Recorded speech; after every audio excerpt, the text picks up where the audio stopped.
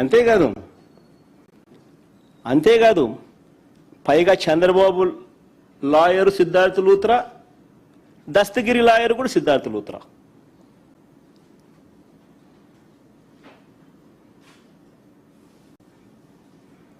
మరి ఎవరిదయా Chandrababu criminal brain అని అడుగుతా ఉన్నా.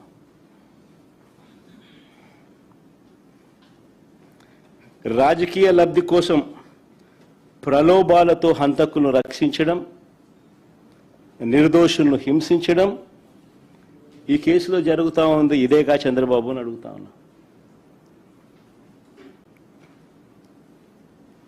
ఇంకొక ఉదాహరణ, చంద్రబాబు గారి బావమడిది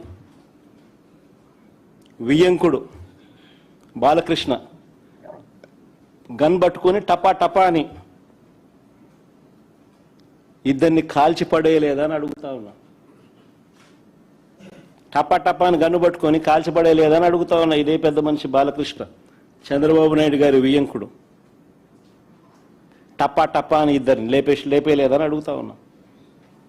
ఎవరిదయ్యా గన్ కల్చర్ అని అడుగుతా ఉన్నా. ఆ తర్వాత సాక్షులు ఉండకూడదని చెప్పి ఆ ఇంట్లో ఉన్న వాచ్మెన్ను, అంటే వాళ్ళ ఇంట్లో ఉన్న వాచ్మెన్ను బండరాయితో మోది చంపారు. వాచ్మెన్ను కొద్ది రోజులకే, ఈ ఇన్సిడెంట్ జరిగిన కొద్ది రోజులకే ఆ ఇంట్లో ఉన్న వాచ్మెన్ను బండరాయితో మోది చంపారు.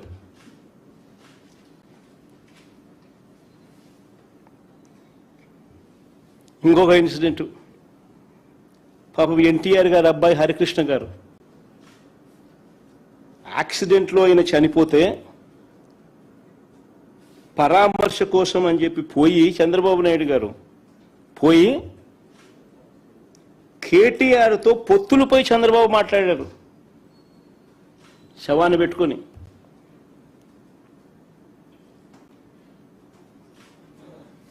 మరి ఎవరిదయ్యా శవరాజకీయాలని అడుగుతా ఉన్నా.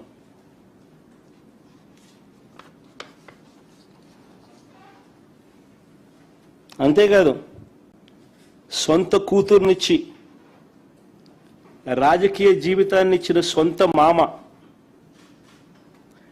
తండ్రితో సమానమైన ఎన్టీఆర్ గారిని వెన్నుపోటు పొడిచి సీఎం కుర్చీని, ఆయన పార్టీని, ఆయన గుర్తును లాక్కుని ఆయన చనిపోయేట్టుగా చేసింది ఎవరయ్యా చంద్రబాబు అని అడుగుతా ఉన్నా. ఎవరివయ్యా కుట్ర రాజకీయాలు అని అడుగుతా ఉన్నా.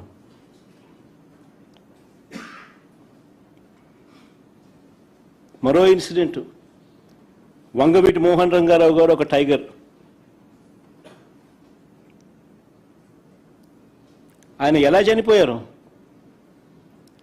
పేదలకు ఇళ్ల పట్టాలు ఇవ్వాలని విజయవాడలో నిరాహార దీక్ష చేస్తూ ఉంటే అర్ధరాత్రి చంద్రబాబు నాయుడు గారి గవర్నమెంట్, తెలుగుదేశం పార్టీ అధికారంలో ఉంది, అర్ధరాత్రి నరికి చంపారు. ఈ ఘటనలో వేళ్ళన్నీ కూడా చంద్రబాబు గారి వైపే చూపిస్తాయి. హరిరామ జోగయ్య గారు అప్పట్లో తెలుగుదేశం పార్టీ మంత్రి, చంద్రబాబు నాయుడు గారి సహచరుడు, అప్పట్లో తెలుగుదేశం పార్టీలో మంత్రి. ఆయన ఏకంగా పుస్తకం రాశాడు ఏ రకంగా ఇన్సిడెంట్ జరిగింది,